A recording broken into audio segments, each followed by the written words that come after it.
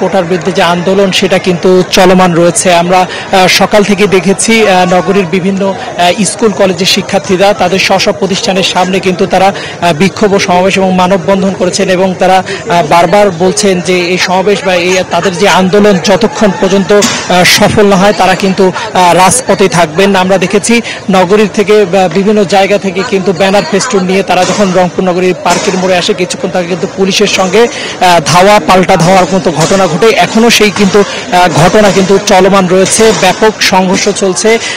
Police এবং যারা শিক্ষার্থীরা সাধারণ শিক্ষার্থী রয়েছেন তাদের সঙ্গে কিছুক্ষণ আমরা দেখেছি যে 2 জন শিক্ষার্থী কিন্তু আহত হয়েছেন এবং পুলিশ কিন্তু দফায় দফায় টিয়ার শেল নিক্ষেপ করে তাদের যেই আন্দোলন এবং তাদের যেই পদযাত্রা সেটা কিন্তু ছত্রভঙ্গ করার চেষ্টা করছে। এবং আমরা দেখেছি কিছুক্ষণ আগেই কিন্তু পুলিশ ধারাবাহিকভাবে মাইকিং করে তাদেরকে বোঝানোর চেষ্টা করছে এবং তাদেরকে শান্ত হওয়ার চেষ্টা করা, এরকম কিন্তু তথ্য তারা কিন্তু বারবার করে তারা জানাচ্ছেন। এবং আমরা দেখেছি যখন একবার কিন্তু শিক্ষার্থীরা যখন পিছিয়ে যাচ্ছে তখনই কিন্তু যারা এবং ছাত্রলীগ এবং পুলিশ যারা রয়েছে তারা কিন্তু ইট পাটকেল ছোড়াছুড়ি করছে এবং এর পরে শিক্ষার্থীরা কিন্তু বেগতিকভাবে এই যে নগরী যে লালবাগ থেকে পার্কের মোড় পর্যন্ত এই 3 থেকে 4 কিলোমিটার রাস্তা তারা কিন্তু ঘিরে রেখেছে এবং দফায় দফায় বেগম রোকেয়া বিশ্ববিদ্যালয়ের সামনে কিন্তু গেটে ভাঙচুর চালাচ্ছে এবং সেখানকার যে লাঠি সোটা এবং বিভিন্ন ইট পাটকেল নিয়ে কিন্তু তারা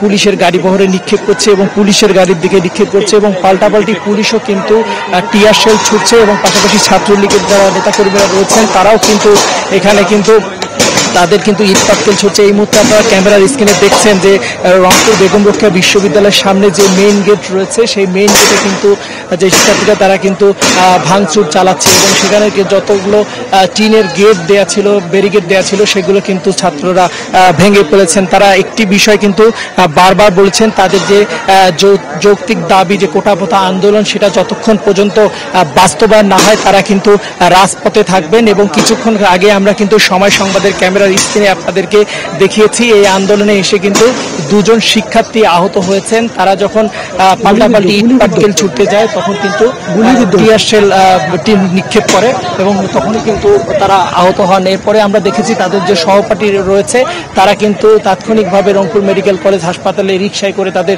শিক্ষার্থীদেরকে নিয়ে যায়। এখনো কিন্তু আমি যদি বলি রংপুরে যে পার্কের মোড় রয়েছে সেখানে কিন্তু থমথমে পরিস্থিতি বিরাজ করছে, দফায় দফায় সংঘর্ষ হচ্ছে, পুলিশ শিক্ষার্থী ছাত্রলীগের সঙ্গে দফায় দফায় সংঘর্ষের ঘটনা ঘটছে।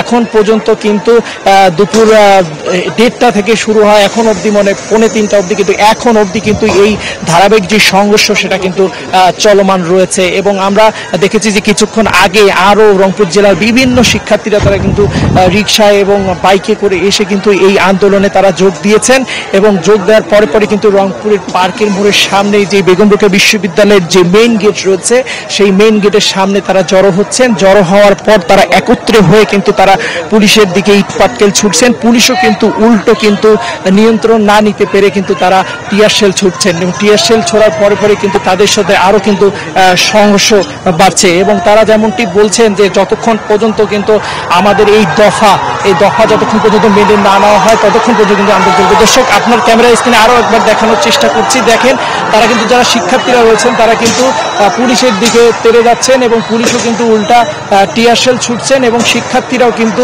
দৌড়ে তাদের যার হাতে থাকা লাঠি এবং ইট পাটকেল সব কিছু নিয়ে কিন্তু পুলিশের দিকে তারা ছুটছেন। সব মিলে যদি বলা যায় এখন থমথমে পরিস্থিতি এই মুহূর্তে রংপুর বেগম রোকেয়া বিশ্ববিদ্যালয়ের সামনে। তো এই ছিল আমার কাছে থাকা রংপুর থেকে শিক্ষার্থীদের যে গোটার আন্দোলন তার সবশেষ তথ্য।